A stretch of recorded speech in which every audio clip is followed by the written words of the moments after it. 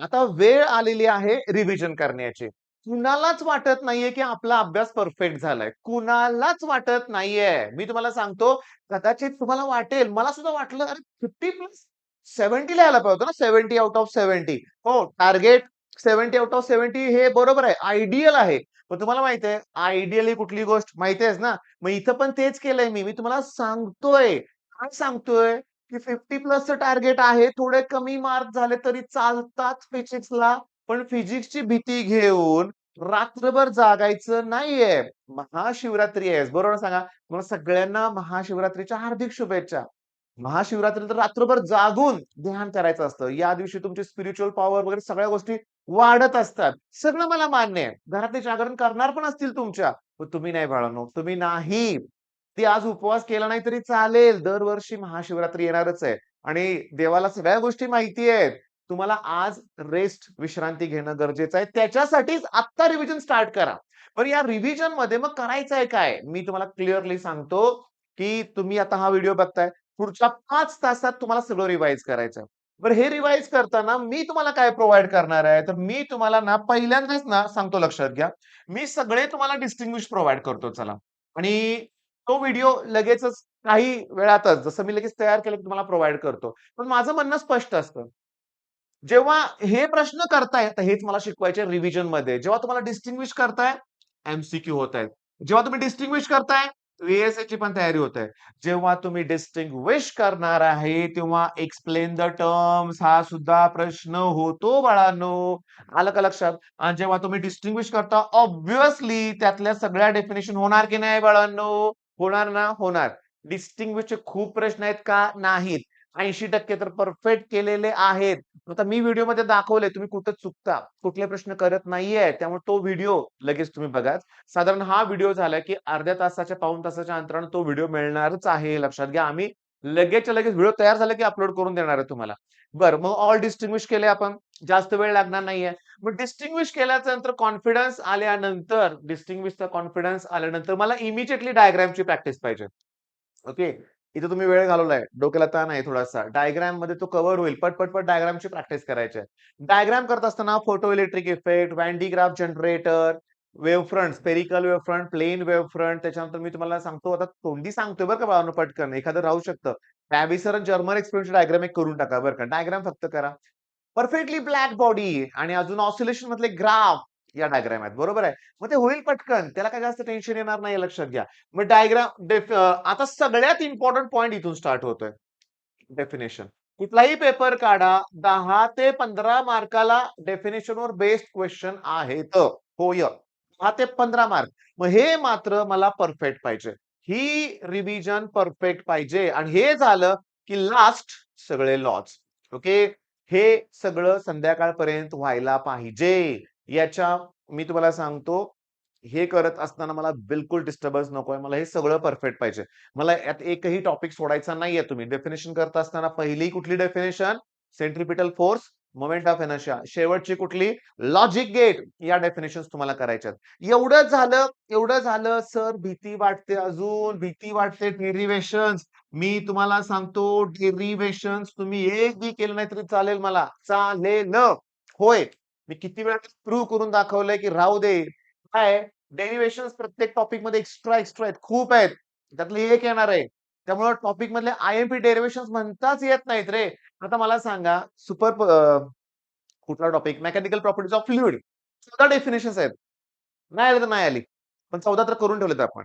पण डेरिव्हेशन्सला वेळ लागणार ना तेवढे करायला 10-12 डेरिव्हेशन तिथं सुद्धा असतील. रोटेशनमध्ये 10-12 डेरिव्हेशन्स असतील म्हणून आपण मग ते अगोदर केले तर ठीक रे. नाहीतर वेळ जातोय. कारण त्या भानगडीत पडायचं नाही. पण जर केलं असेल तर करायचं. आता एकच पॉइंट उरतोय न्यूमेरिकल. आता मी माझा वैयक्तिक अनुभव तुम्हाला मी सांगतो. तुम्हाला वाटतं सर न्यूमेरिकल सीरीज घ्या. मी बघितलंय काल. मुलांची इच्छा आहे. पण मी माझ्या पर्सनली अनुभवावरून तुम्हाला सांगतोय, जर ते परफेक्टली कुठलाही फॉर्म्युला विचारल्यावर तुम्हाला जर आठवत असेल तर या भानगडीत पडा. होय. Energy stored in the inductor half L I square, capacitor half C square, solenoid B equals to mu naught N I. पटकन आठवलं पाहिजे सोलेनॉइड. लॉंग वायर आहे. इथं मॅग्नेटिक फील्ड काढायचं आहे. म्यू नॉट आय अपॉन 2 पाय डी. हे मी distance D घेतलं पुस्तकात आर छापलंय. सर्क्युलर कॉइलच्या सेंटरला मॅग्नेटिक फील्ड किती असतं हे काढता आलं पाहिजे. 2 पॅरलल वायर आहेत, तर फोर्स पर युनिट लेंथची व्हॅल्यू किती असते? पटकन फॉर्म्युला आठवतोय का? तुम्हाला जर कुठलाही फॉर्म्युला पटकन आठवत असेल तरच न्यूमेरिकलची रिव्हिजन करा. नाही, नाही तर तुम्ही या गोष्टीवर फोकस करायचंय. माझी स्ट्रिक्ट तुम्हाला सूचना आहे बरं का. स्ट्रिक्टली सांगतोय मी, लक्षात घ्या. न्यूमेरिकल जर कुठल्या टॉपिकच्या अगोदर केले असतील तरच. आणि तेही मी तुम्हाला हिंट देतोय, न्यूमेरिकल्स करताना जे 7 मार्क्सचे टॉपिक आहेत ना, त्यात ना थिअरी प्लस न्यूमेरिकल येतेच बाळांनो. 7च्या 7 मार्काला थिअरी क्वेश्चन्स नाहीयेत आणि 7च्या 7 मार्काला न्यूमेरिकल अशक्य, असंभव आहे, लक्षात घ्या. बरं, न्यूमेरिकल्स किती असतात तुम्हाला माहिती आहे, लक्षात घ्या. सेक्शन बी मध्ये बघा मी काय सांगतोय. सेक्शन बी मध्ये 5 न्यूमेरिकल असतात. सेक्शन डी मध्ये 3 न्यूमेरिकल असतात. असे 8 न्यूमेरिकल 2-2 मार्काचे असतात. म्हणजे हे 16 मार्काचे ईझी क्वेश्चन्स असतात. एमसीक्यू मध्ये 3 न्यूमेरिकल असतात. व्हीएसए मध्ये 1 न्यूमेरिकल असतं. म्हणजे हे 4 मार्क झाले. मग 16 आणि 4 20 झाले. सेक्शन सी मध्ये 5 न्यूमेरिकल असतात, पण 1 न्यूमेरिकल 3 मार्काचं असतं, म्हणजे 15. म्हणजे जवळ-जवळ 16 आणि 4 20, 16 आणि 4 20 आणि 15 35 मार्काचे न्यूमेरिकल फिक्स आहेत. पण जर केलं नसेल तर तो तणाव घ्यायचा नाही. ओके. अरे सांगू का तुम्हाला? आता तरी जागा झाला तुम्ही. काही लोकांना न्यूमेरिकल्स केले त्यांना काही प्रॉब्लेम नाहीये. मला एक सांगा ना, टॉर्क इक्वल्स टू काय फॉर्म्युला आहे? आय अल्फा ना. सांगू का? टॉर्क 400 दिलाय. आय ची व्हॅल्यू 20 दिली. मी अल्फा विचारले. इंटूचा अपॉन 20. पण अल्फा इक्वल्स टू 20 लिहिलं. चला तुमचा पेपर मी चेक करतो. सर गिव्हन डाटाला किती मार्क मिळणार? गिव्हन डाटाला मार्क नसतातच बाळांनो. नसतातच. सर आता टॉर्क फॉर्म्युला बरोबर आहे. अर्धा मार्क. व्हॅल्यू पुट केल्या. अर्धा मार्क. 2 मार्काचं न्यूमेरिकल आहे. 2 मार्काचं न्यूमेरिकल आहे. 1च मार्क मिळाला. अरे हे गेला कुठं? सोडवलंय सगळं. युनिट कुठं आहे? आन्सर विथ युनिटला 1 मार्क आहे फायनल स्टेपला. आन्सर विथ युनिट, लक्षात घ्या. नाहीतर ठीक आहे, एखादा दयाळू असेल तुम्हाला अर्धा मार्क देईल म्हणूया आपण. पण दयाळू एखादा स्ट्रिक्ट आला तर अवघड होतं, लक्षात घ्या. त्यामुळं म्हणजे फॉर्म्युले केलेत, सगळं केलंय. खूप सोपे प्रश्न येतात परीक्षेत. सगळे सोपे असतात. अगदी सेंट्रिपिटल फोर्स विचारले काही ठिकाणी. वेल ऑफ डेथचं पुस्तकातलं ॲज इट इज न्यूमेरिकल आलंय. केलंय का अगोदर? केलं असेल तर म्हणूया आपण. मग आता रिव्हिजन तुम्ही स्टार्ट केलेलीच आहे. सुरुवात डिस्टिंग्विश पासून करायची आहे तुम्हाला. तुम्ही अगोदर केलं तर करा. पण मी पण व्हिडिओ अपलोड करणार, तोही नंतर बघा बरं का. पण या गोष्टी परत-परत करायच्या आहेत. म्हणजे हे सगळं कव्हर केलं. लॉज विथ न्यूमेरिकल करा रे बाळांनो. प्लीज बरं का. प्लीज. कारण बघा, जेव्हा तुम्ही Laplace law of spherical membrane करणार, एक्सेस प्रेशर 3 मार्काला डेरिव्हेशन येऊ शकतं. नाही 2 मार्काला तिथलंच न्यूमेरिकल येऊ शकतं. स्टोक्स लॉ तिथलंच, पास्कल्स लॉ तिथलंच, Stefan's law of radiation solved problem येऊ शकतात, लक्षात घ्या. मग न्यूमेरिकल होते की आपल्या इथं 25 टाइपचे न्यूमेरिकल होतील. 25 लॉ केल्यानंतर, लक्षात घ्या. त्यामुळे लॉज इम्पॉर्टंट आहे. मी सांगतो 2025 मध्ये 6 लॉ आले होते एकाच पेपरमध्ये. डेफिनिशन 10 ते 15 असतातच. 6 लॉ झाले 12-13 मार्काला.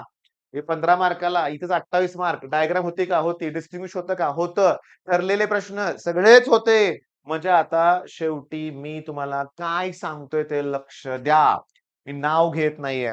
गेल्या 2-3 वर्षातले माझे रिझल्ट सांगतो. कुणाचे? रिपीटर मुलांचे. माझे नाही, त्यांचे रिझल्ट बरं का. जेव्हा ते आले होते ना माझ्याकडे त्यांचे रिझल्ट. स्टुडंटचं नाव सांगत नाही. चला ए स्टुडंट म्हणूया आपण. फिजिक्सचा स्कोर किती? 37. त्यातले प्रॅक्टिकलचे मार्क किती आहेत? 30. पडले किती त्याला स्वतःहून? 7. अटेम्प्ट किती केला असणार आहे? 10-12 मार्काचा. 10-12 मार्काचा सुद्धा अटेम्प्ट नव्हता केला. या 7 पैकी 4-5 मार्क तर एमसीक्यूचे होते. मग 2च मार्क पडले. तुमच्या डोक्यात आलं का? हे डेफिनिशन डिस्टिंग्विश त्यांनी काही केलंच नव्हतं. पुस्तक उघडलं नव्हतं. नवीन करकरीत पुस्तक. का? एनसीईआरटी. मी तुम्हाला सांगू का? कालपासून एक मुलगा माझ्याकडे आलाय पुण्यातला. ओके. डॅश डॅश अकॅडमीचा आहे म्हणूया आपण. आणि तिथून तो आता आलाय. पण कालपासून हा व्हिडिओ बनवायच्या अगोदर मी त्याला एवढे प्रश्न शिकवले. कॉन्फिडन्स वाढलाय. त्याला मी एवढं सांगितलंय. काय सांगितलंय? की तू 70 पैकी एमसीक्यू सोडून मग 60 पैकी म्हणूया आपण. तू जर 10 प्लस मार्काचा चांगला अटेम्प्ट करून आला तरी माझ्यासाठी बास आहे. हे 10 पडले. एमसीक्यूचे 4-5 पकडा म्हणूया आपण. 15 पकडले. कॉलेजचे 30 मार्क झाले की फिजिक्समध्ये 45. पण हे तुमचं टार्गेट नाहीये. तुम्हाला वाढवायचे आहेत अजून मार्क. पण 2 दिवसात विद्यार्थी तेवढं करू शकतोय. होय. तुमची क्षमता आहे. डोकं शांत ठेवा. पण डेफिनिशन्स करत असताना पी-वाय-क्यूज. होय, पी-वाय-क्यूज. नवनीत बेस्ट आहे, अपेक्षित बेस्ट आहे. पण त्यातल्या सगळ्या डेफिनिशन्स होणार नाहीयेत. तुम्ही परीक्षेत कुठले प्रश्न आलेत बघा आणि खरोखर सांगतो ना, किती मानायचे तेवढे आभार कमी आहेत या गोष्टीचे, याचे. हे जे आहे ना, दी बेस्ट टूल आहे माझं. होय. हे नसतं ना, तर फार अवघड झालं असतं अभ्यास करणं लक्षात घ्या. या स्टेजला हेच आपल्याला महारिव्हिजनला उपयोग करणार आहे, मदत करणार आहे लक्षात घ्या. ओके. पण त्यातले अँसर्स ॲज इट इज पण करू नका. तुम्ही तुमच्या अगोदरच्या नोट्स केल्या असतील. मग ते फॉलो केलं तरी चालू शकतंय. मग आता फायनली सांगतो, रडगाणं बंद करायचंय. ओके. आज झिरो टाईमपास. आज काही टाईमपास करायचा नाहीये तुम्हाला. कुठंच टीव्ही नाही, मोबाईल नाही, काही नाही लक्षात घ्या. ओके. मोबाईलचा वापर करून अभ्यास करा. ओके. अभ्यास करा आणि सगळ्यात हात जोडून विनंती आहे, मी बघतोय तुम्ही मला सर सारखे तिकडे का बघतायत बरं का. तुम्हाला एका मुलाने विचारलं होतं. हां, आमचा कॅमेरा मधून-मधून बंद होतो बरं का. त्याच्यामुळे थोडं बघायला लागतंय चालू आहे का ते बरं का. बरं असू दे. हात जोडून एक रिक्वेस्ट आहे. आज तरी राहू दे लाईव्ह. राहू दे. मी तुमचे 10 मिनिटं घेतलेत. 10 मिनिटात तुम्हाला काय करायचं सांगितलंय. ते केलं तर रिझल्ट आहे. उगाच झोपून, आडवं होऊन, निवांत आई-वडिलांना वाटतंय हा पोरगं लाईव्ह लेक्चर बघतोय. अरे पण तू लिहिणार कधी? तू प्रॅक्टिस कधी करणार? प्लीज आणि काही लोकं आहेत, मी 10th ची मुलं बघितलेत. पहाटे 4 पासून प्रशांत भैय्या का क्लास है, शोभित भैय्या का क्लास है. चांगलं शिकवतात दोघं पण. मग दोघांना पण कळायला पाहिजे, की अरे बाबा 4 वाजल्यापासून पोरगं ते लाईव्ह तुझं लेक्चर बघणार. 10ला पेपरला निघायच्या घरातून. कसं होणार? कसं? ही कुठली पद्धत आहे? नाही बाळांनो. लास्ट मोमेंटला लाईव्ह नको आता बास. मी लाईव्हला सपोर्ट केला होता काल परवापर्यंत लक्षात घ्या. काल परवापर्यंत सगळं ठीक होतं बरं का. ठीक होतं सगळं काल परवापर्यंत. आज संध्याकाळी नाही, उद्या नाही बरं का. नाही बाळांनो, नाही त्या ट्रॅपमध्ये अडकू नका लक्षात घ्या. काही तुमचं नुकसान होत नाही एखादं लाईव्ह राहिलं तर म्हणूया आपण. तुम्ही केलं हे प्रश्न तर तुमचा फायदा होणार आहे. ठीक आहे. इथे मला कोणाला दुखवायचं नाहीये. कारण कसं असतं तुमची ते वेगळी आर्मी असते लक्षात घ्या. फॅन आर्मी, हे आर्मी.